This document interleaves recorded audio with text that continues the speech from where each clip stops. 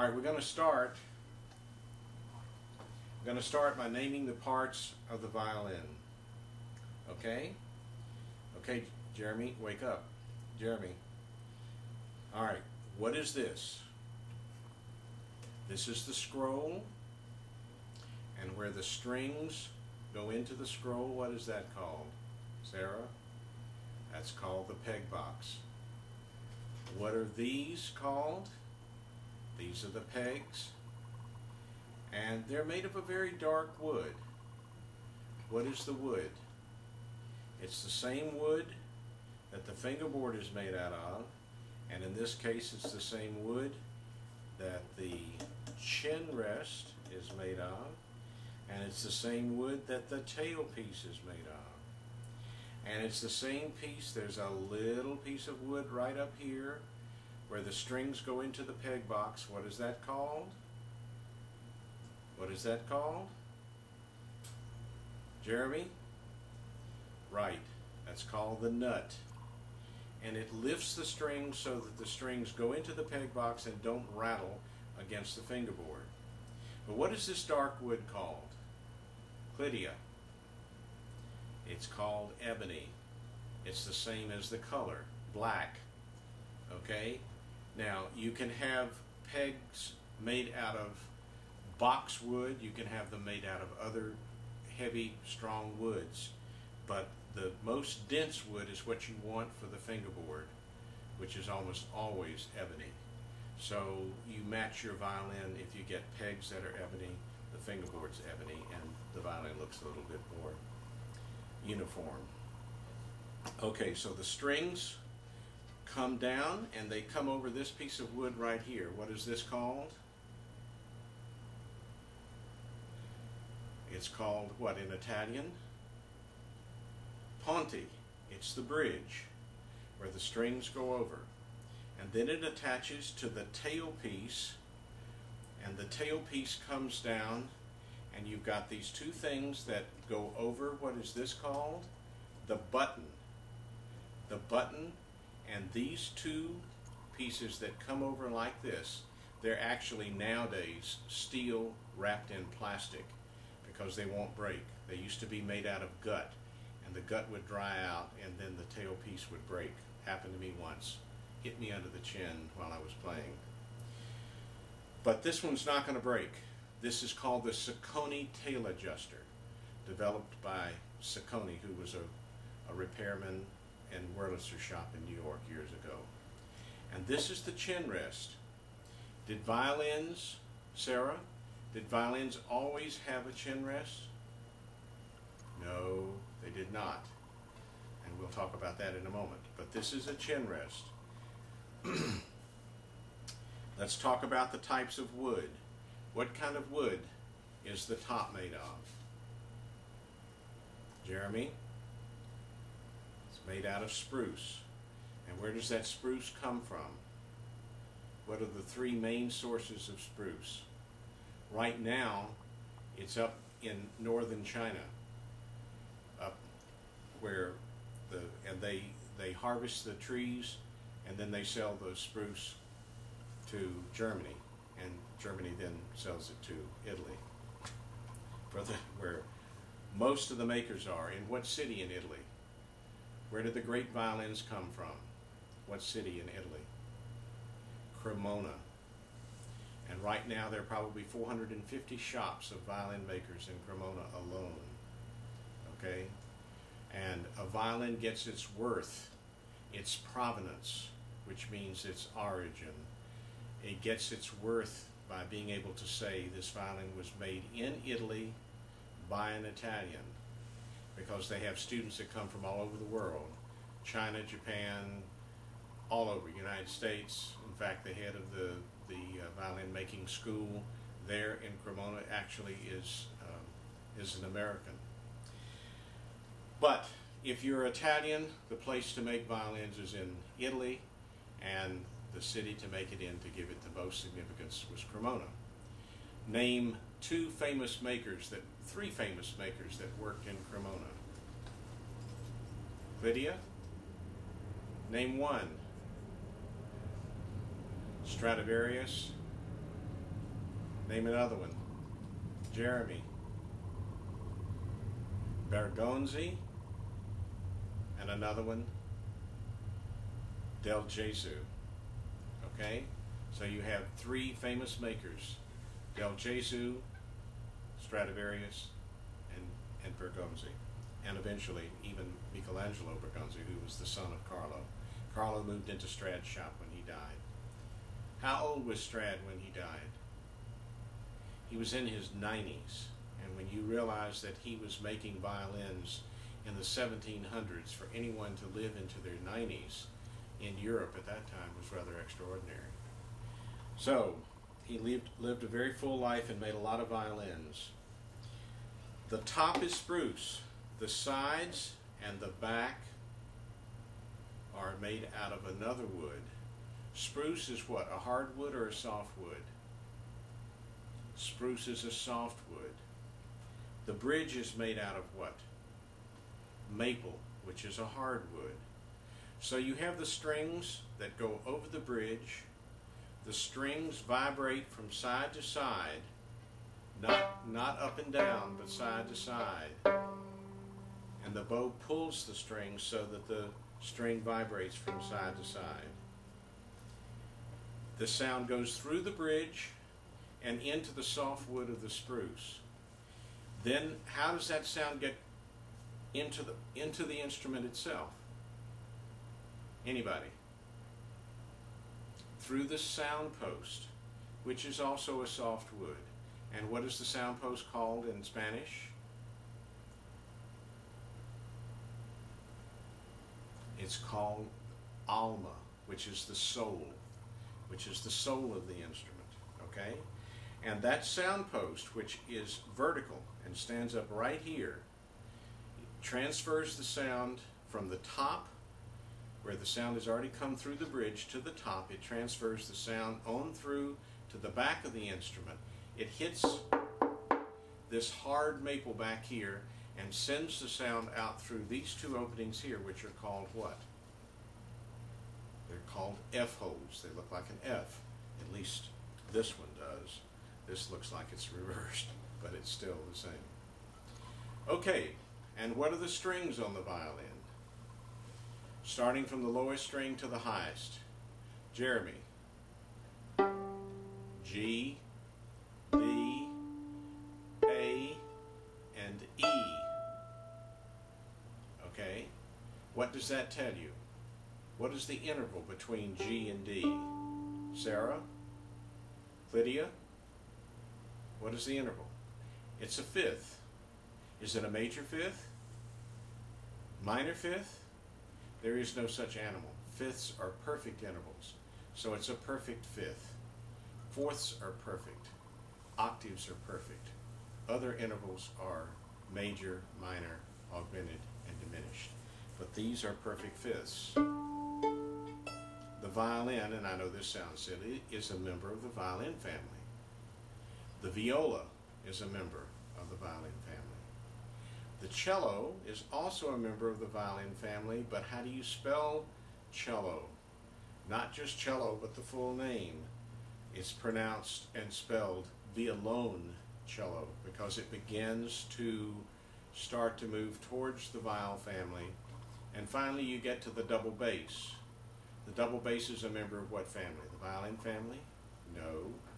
It's a member of the viol family. And how can you tell? We don't have a double bass here, but the double bass has sloping shoulders. These are rounded shoulders. And this is a rounded back. The bass viol has a flat back. Okay? And the violin, I won't go into a long history about all of the predecessors of the violin, but you do need to know that in a lot of ways it did evolve from the viol family. That's not V-I-L-E, but V-I-O-L. Okay, Jeremy, have you got that? It's not viol, V-I-L-E, but V-I-O-L. Viol family. There were two members of the viol family. The viol de braccia and the viol de gamba. What does that mean? Braccia is arm, so it means the viol, which they were held here, lower, but it's an arm instrument. And gamba, what is gamba? If you said that in the 20s that a woman had a good pair of gams, what would you be talking about? You would say that she had a good pair of legs. So gams comes from gamba. And that means that the instrument, and I guess I could try to sit down, was held between the knees like the cello. So the gamba was a floor instrument and supported by the knees. And in fact, a lot of the gambas didn't even have the spike that goes down to help support the cello that we now have. Okay, enough about that. Let's say the names of the strings again from the top down. E, A, B, G. One other thing that I'll go back to about the bass viol, or the double bass. It's tuned in what intervals? Anybody? Do you remember? The bass is tuned in perfect fourths. The violin is tuned in perfect fifths, and what's interesting is that the high string on the violin is E, going down A, D, G. Okay? And on the bass, the bottom string is E, going up a fourth, because E, F sharp, G sharp, A, that's a fourth. So it's a fourth, so it's E, A, D, G. So the strings on the bass are just reversed. Violin's tuned in fifths, the bass reverse that, and it makes them tuned in perfect fourths. Okay? Alright, so we've covered the woods, we've covered the Saucony tail adjuster, the top is spruce, the back and sides are maple, we've talked about the viol family, we've talked about the strings.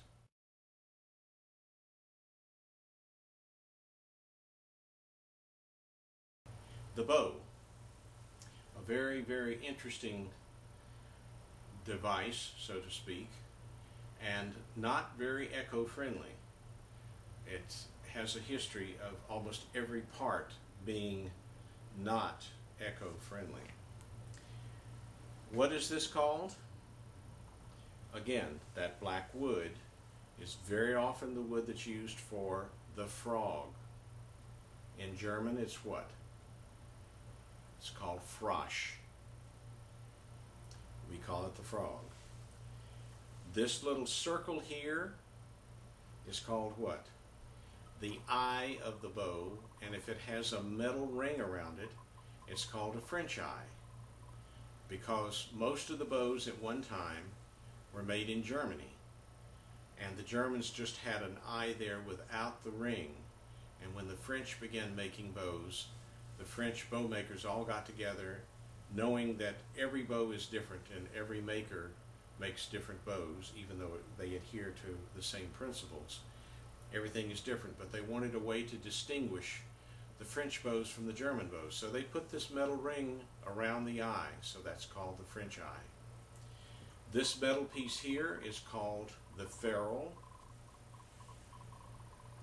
And this is the tip of the bow, or the point of the bow, as we say. And this is the stick. And now we're talking about something eco-friendly again, or unfriendly, because the wood, this black wood, is ebony, which is endangered, as the ebony is for the fingerboard and the tailpiece and the chin rest and the pegs, etc. But it used to also be made out of ivory, elephant ivory, which of course is banned, but it can still be made out of ivory today, which can be purchased. And what is that ivory? Mastodon. You remember the prehistoric animal that was trapped in the ice? It had tusks, and those tusks were ivory. So if you can buy mastodon ivory, it's okay, because the mastodon is already extinct, so it doesn't matter. Anyway, another thing that it was made out of was tortoise shell, which means turtle shell. All right, here's an example. Can you, cameraman, can you see this material here? Closer and closer. You can see that. That is what tortoiseshell looks like, only this is imitation tortoiseshell. They have found a way now to make the tortoiseshell look exactly, the plastic kind of glass composite to look exactly like the tortoiseshell. So the frogs were made out of ebony, ivory, or tortoiseshell, and sometimes other woods, but mainly those three things. Now, the stick, the shaft, as it's referred to. The shaft of the bow can be round or it can be octagonal. Jeremy, what does octagonal mean? How many sides does the bow have? It has 8 sides. And any round stick has an octagonal, the wood is octagonal at the frog, even if the rest of the stick is round. Can you see the bow? Can you see that this stick is round and this stick is beveled? It's octagonal. Okay, no big deal, except violin bows have to have a certain gram weight depending upon the strength of the Pernambuco. And now I've already told you what the wood is. The wood is Pernambuco, and it comes from where? Sarah. Comes from Brazil. Clydia, what part of Brazil? From the Pernambuco region. So all of this wood came from Brazil. And now I want to ask you a question. If the greatest makers in history were Italian, who made the greatest bows? Was it the Italians? I mean, if you can make a violin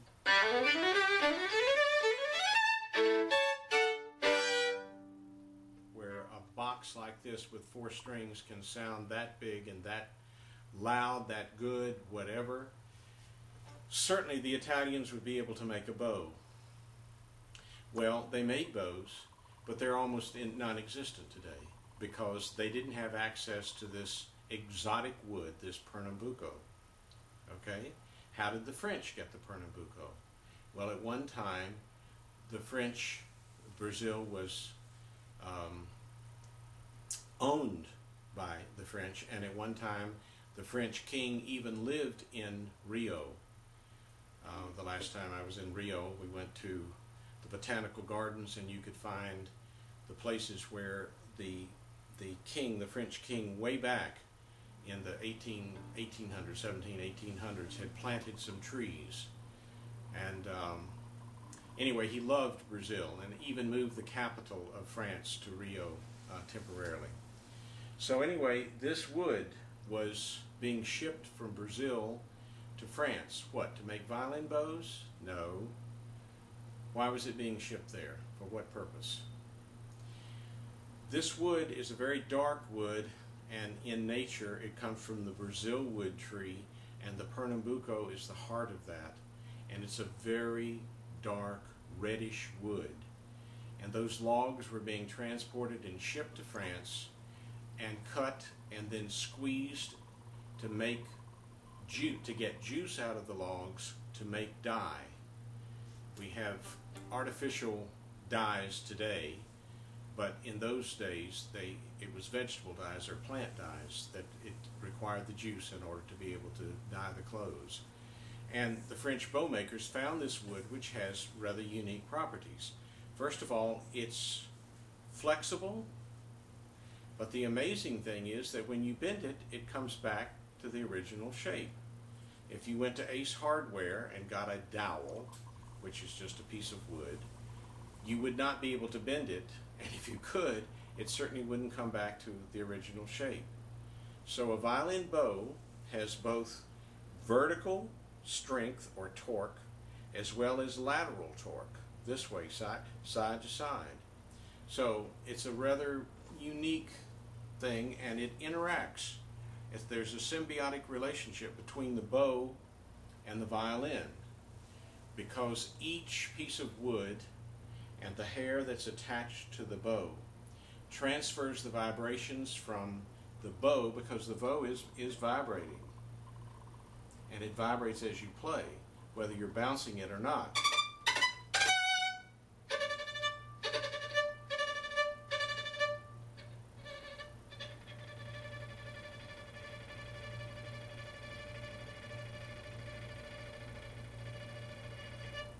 Something you might want to practice.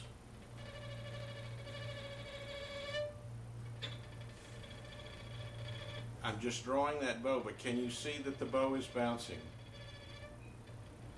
And in essence, the bow is plucking the string, pulling the string from side to side, and this is the aural, A-U-R-A-L, the aural equivalent of when you go to motion pictures. Why do they call them motion pictures or movies?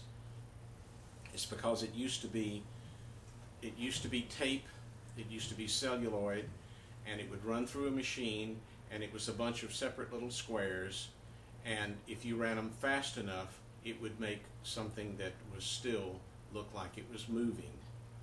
And so this is true. This is just a pluck sound.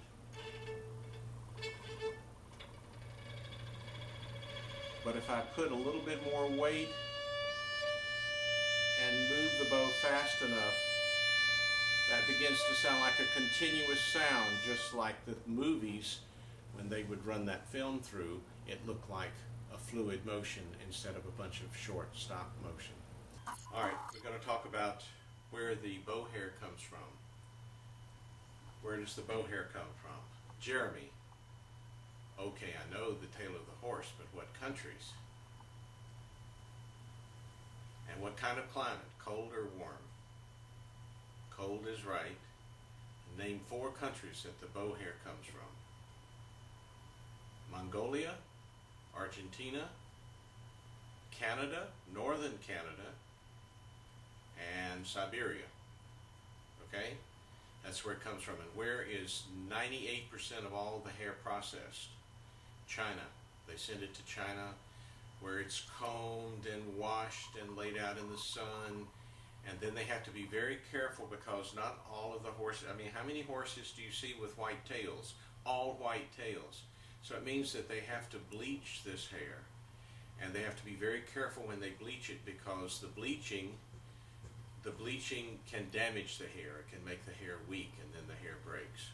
Okay?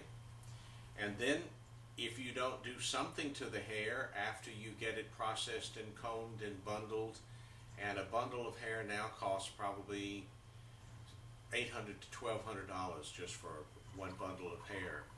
And then the man or woman who rehairs your bow may use only 1/3 of that hair. So that's why the costs of rehairs have gone up over the years. But once they put the hair in the bow, what do you have to do? You have to put rosin on it. What is rosin? Where does rosin come from? It comes from the sap of the pine tree. There are other trees other than pine, but pine is the most normal one. And the best rosin that you can get comes from either France or now Korea. Okay? And I think you actually have a cake of rosin that comes from France.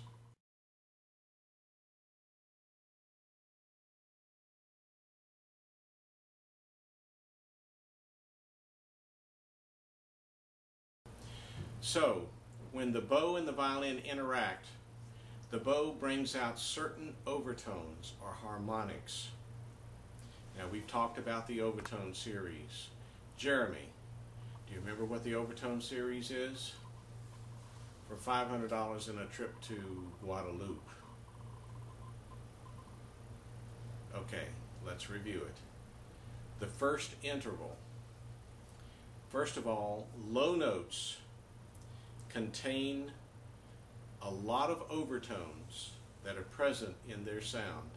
And we demonstrated this on the piano, where you would hold a key down and play other intervals, and those notes would be heard to be ringing, because the hammers would come off the strings and it would cause them to vibrate. But you need to know the intervals of the overtone series. It's an octave, a perfect fifth, a fourth, a major third, a minor third, and then in nature another minor third that's sort of flat, then a whole step, then a half step, and so forth. Okay? Here's a demonstration. Here's the basic G.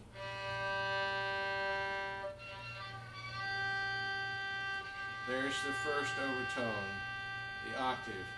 Then the fifth, then a fourth, which is another G, then a major third, a minor third, and then another minor third that's flat in nature. That's flat. It should sound like, but it sounds like. And the other thing about harmonics, when we go up the string is attached here at, what is this raised black piece again, Sarah? It's the nut. And it's stopped here at the bridge and stopped at the nut. And you have this sound with the open string, G. And you can see the string vibrating. From side to side. If I play the first harmonic, that G, but if I play it as a stop note, you could touch the string back here, and it's not going to affect the sound. If you touched it, it would certainly affect it above. But with the harmonic, if I touch it below, it affects it, and if I touch it above, it affects it. So, with the harmonic, the string is vibrating on either side of the finger, and the string is not depressed. It does not touch the fingerboard. Here, when it's solid, it touches the fingerboard, and now it does not. So, that's harmonics, and that's the overtone series.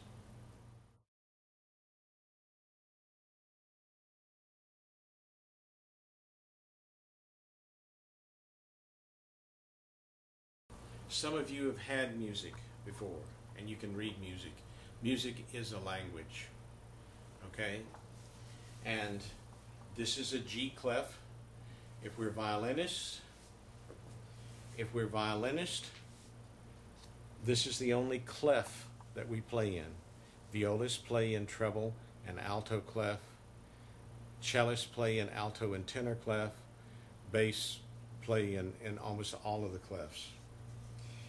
And this is a staff, what we call a staff. The lines on the staff are what, Sarah? Every good boy does fine. E, G, B, D, F. Clydia, and what are the spaces? This is the space between the lines, right, face. F, A, C, E. So the lines again are E, G, B, D, F, and the spaces are like face, F, A, C, E. And I found with young children, if any of you wind up teaching young children, is that young children can get very confused about the names of the strings on the violin as opposed to the names of the lines on the staff. So get it straight. Yes, there's an E line here, and there's a G, and a B, and then a D. And so you've got E and A and D notes on the staff that are lines, and you've got those strings on the violin, and kids can sometimes get very, very confused. But you need to get it straight. What are these lines called that go below the staff? They're called ledger lines, meaning lines below, and there are notes that go above the staff, like the A, where the note is on the line, and then the note above that is B, which is above the line. Tell me the notes that we have in music. The names of the notes, the letter names of the notes that we have in music.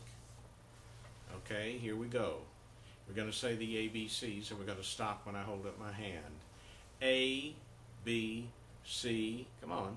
A, B, C, D, E, F, G. In Germany they have an H which represents B flat, but we don't use that, okay? So the names of the notes in music are A, B, C, D, E, F, G, and then it repeats.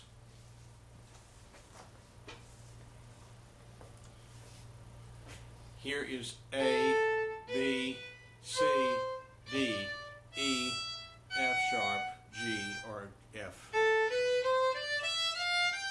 Or G, A, B, C, D, E, F, or F sharp, G. What do I mean by sharp? It means a note that this F, if I raise it, if you look at my finger pattern, and now we need to jump for a second to finger patterns. What do I mean by finger patterns? It's the left-hand relationship of the fingers to one another. Okay? So, here are the finger patterns for the violin. 1 and 2 close together, 2 and 3 close together, 3 and 4 close together, all of the notes close together, or all of the notes spaced. Okay, or you can have 3 and 4 and 1 and 2. So those are the patterns that we have. And on the violin, when we first start, I'll back up and say, if the ones of you that have had piano, you've had a little bit of piano, the first scale, which is a series of 8 notes, the first scale that you have is the C scale, because those are all the white keys on the piano. But on the keyboard of the piano, in class, I showed you that there are 2 cases of where there is a natural half step instead of a whole step. And on the violin, a half step means that the 2 fingers are touching one another. On the piano, it means 2 white keys that do not have a black key in between. And what are the 2 places on the piano keyboard where you have a natural half step? Between E and F and B and C. And when we play a C scale on the violin, and that's not the first scale that usually you play on the violin. Pianists start with a C scale because it's all white keys. We don't have any white keys. But if I play a C scale, you'll be able to see that I start with, and now there's, okay.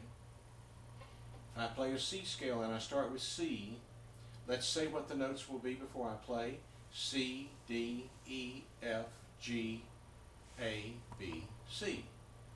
And how many notes is that? C, D, E, F, G, A, B, that's 7 notes, and then you come to the 8th note, which is an octave, 8 octave. You come to the 8th note, so there are 8 notes in the first octave of any scale. Here is C, D, E, F, that's the natural half step on the piano with the 2 white keys without a black key in between. You'll notice on the violin that's where the 2 first and second fingers are touching. That's a half step. So G, A, B, C. That's the other half step on the piano between B and C, the white keys with no black key in between.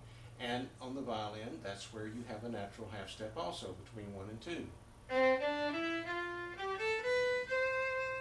Okay, but the strings, the scales that we learn on the violin, usually the first scales, and the one that I will probably ask you to play in jury, or you will be asked to play in jury, will be the G major scale.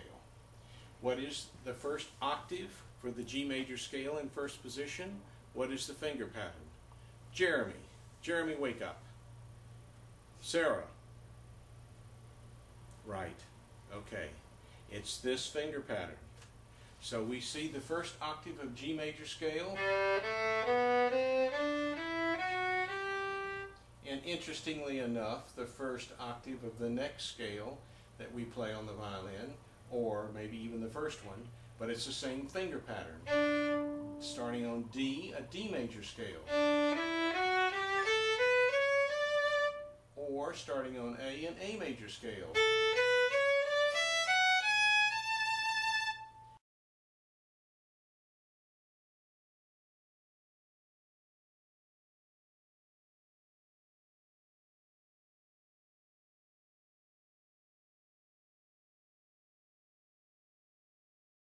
and we need to review key signatures. There are no signatures marked on here, but this is where, if you look at any piece of music, you will find either sharps or flats. Okay, we'll go into that more later, but you need to know that for G major, there's 1 sharp, for D major, there's 2 sharps, and for A, there's 3. You start with F sharp, and always for a scale, in terms of the key signature, the next to last note, if I'm playing a G scale, it's G, A, B, D, G, A, B, C, D, E, F sharp, G. So the next to the last note of any scale is, in a major scale, is always sharped. And as you move through the scales, you keep adding a sharp. So G is 1 sharp. G, A, B, C, D, E, F sharp, G. If I played this as an F natural, it would not sound like a good scale. It is a scale, but that's another story. But this is the major scale. D keeps that F sharp and adds another sharp. What's the sharp that it's going to add? Again, the next to the last note before the final note of an octave would be the next sharp. So D, E, F sharp keeps the F sharp from the G scale and adds, that's a C sharp to a D. If I played a C natural, this would sound kind of weird. Instead of, and then A adds 1 more. A, what's right before A? G, so it'll be a G sharp. So it'll keep the F sharp and the C sharp and add G sharp. C sharp, F sharp, G sharp, A. And those are, that is the finger pattern then for the first octave that we play on the violin, which is a G scale, a D scale, and an A scale. I have to tell you that if you're playing a G major scale and you play 2 octaves, you have a different finger pattern for the 2nd octave. You have this pattern for the 2nd octave. So for the 1st octave, it's this. Then for the next octave, there's that half step. And this is, again, sort of advanced, but this is how you play fast on the violin. It's not note, note, note, note, note, note, note. It's patterns. You go, and then you put those together. Then you have another pattern. And then you have, so then you put those together. And then you put the 2 separate patterns together.